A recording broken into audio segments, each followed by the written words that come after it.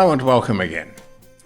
We ended last time with an exhortation to use our individual power reserves for a worthwhile positive purpose, lest we allow our power to be usurped by those who will put it to nefarious uses. How does this concept work? How is it that if I don't use my power positively, it becomes available to someone else who will misuse it?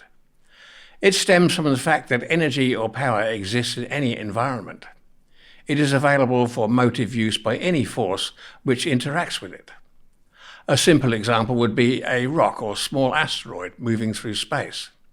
It does so because at some point in its existence it was impacted by some motive force. That could have been an explosion in the formation of a star or planet, or a collision with another piece of debris moving on a different course. It will keep moving on its existent course subject to whatever forces it may encounter, such as travelling through the gravity well of a passing star or other large body capable of generating such a force. Eventually it may collide with another asteroid or even a planet or something as large as a moon. Within that original rock there resides energy or power.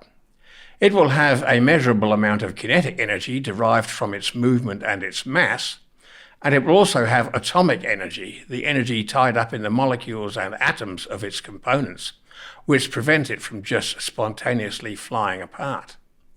The atomic energy is much the more powerful of these forces. If that rock collides with a moon or planet, for example, because of the high speeds at which objects typically move through space, there will be a release of various types of energy. That could be sufficient to cause the rock to break apart, or it could be sufficient that the reaction causes the entire rock to vaporize, releasing potentially huge amounts of power or energy. An example would be the explosion over the central Russian city of Chelyabinsk in 2013. In that case, the reaction was caused by friction with the Earth's atmosphere, but it was still a collision, even though there was no ground contact. That's because the atmosphere is still an object with mass, even though it's nowhere near as dense as a rock. The atmosphere there was heated by the rapid passage of the meteorite, and that heat was absorbed by the rock until it overpowered the atomic forces holding the rock together, and there was, as we all know, a tremendous explosion. Both the rock and the atmosphere, had they been sentient, might have had their opinions about the likely outcome of their collision, and they might well have said, well, this looks like it's going to happen, but I'm not going to do anything about it, I'll just let nature take its course. And both were substantially changed by the ensuing encounter. The rock, the more so. It was changed into a different form of energy and matter altogether. As human beings, we are also composed of matter and energy and are subject to universal natural laws. We can ignore those laws if we choose, but we can't escape the consequences of that ignorance or attempted evasion. The human world or society we inhabit is chock full of energy and motive forces, constantly impelling both our bodies and our minds in different directions. There are people who like to initiate such movements and applications, and we often call them movers and shakers. There are others who, like the rock travelling through space, just want to carry on along their projected path. These are like the rock of which Spinoza spoke when he said that unless that rock could analyse and comprehend the forces propelling it, might well think that it was moving under its own volition. But both the human and the rock would be mistaken in such an assumption. Most humans are only vaguely aware of what is motivating them in their daily activities. Almost all would disagree, claiming that of course they are aware of what drives them in their choices and are making their decisions in full cognizance of their goals and motives. However, their choices give the lie to such claims. Almost all human individuals are being driven by forces they don't understand and are being manipulated by people very skilled in the processes of psychological conditioning into acting in ways completely antithetical to their stated goals. How do we know this?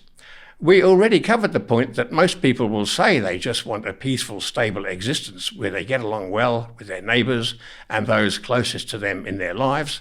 But when we looked into it, we found that virtually none of these people are willing to do what is necessary to ensure such an outcome. Instead, they meekly concur and comply with those claiming a completely unjustified authority over them. They do this to the point where those rolling the dice and moving them about the board like tokens in a Monopoly game keep them under constant pressure of financial duress, social antagonism of group against group, devised threats to the stability of the very environment we live in, political bogeymen installed to keep us all in a state of constant stress, and so forth. And how do these master manipulators keep us from rising up and demanding at pitchfork point the return of most of the 60 to 70% of our incomes that are stolen from us by various taxes and license fees, etc., along with our freedom of movement, our bodily autonomy, and a litany of other impositions thrust upon us by those motivated by greed for the unearned and unbridled power? Why, simple. We need look no further than the writings of great authors like Aldous Huxley. What did he have to say on this topic?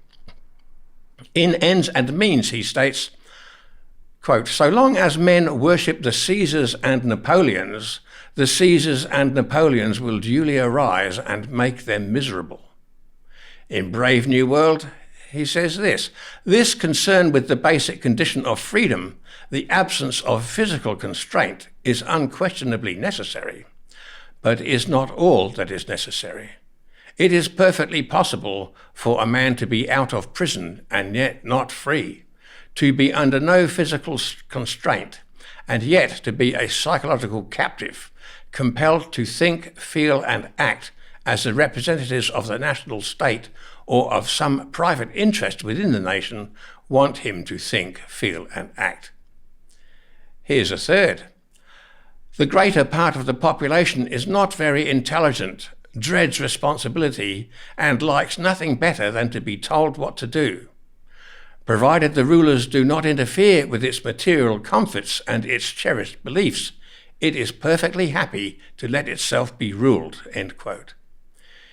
In another quote, which I'm unable to track down in time for this video, Huxley has one character tell another that the people were very easy to control, as long as they were allowed to fill their minds with daily trivia and minutiae and pursue their predilections for alcohol, football, and above all gambling. They were perfectly compliant and easily ruled.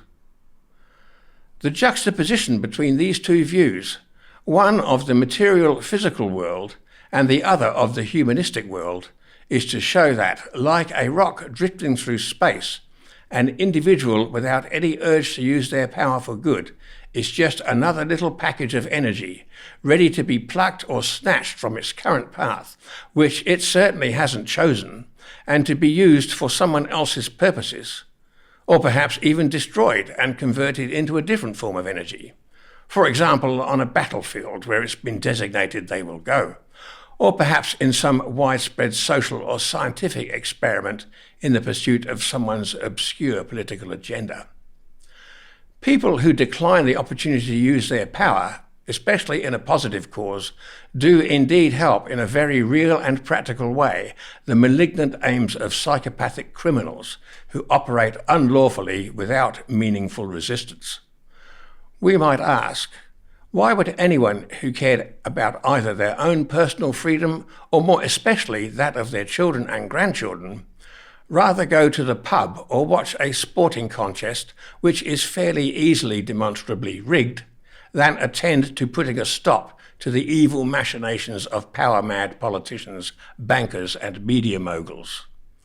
One would think that anyone presented with that question to their face would be ashamed to admit that their priorities were that disordered. Yet it appears to be the situation concerning the vast majority of the adult population.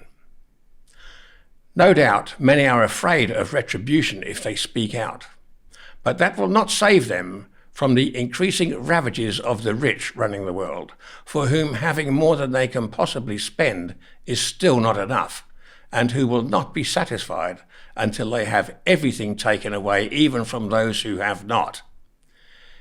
Is the population going to wait until the government takes 80, 90 or even 95% of what they have before they hurl themselves upon the razor wire of the 15-minute cities we've been openly told await us? This chicken-heartedness in the face of those who know that they have no lawful authority and are simply bluffing their way to being the ruling class in a global slavery system is no longer a tenable option.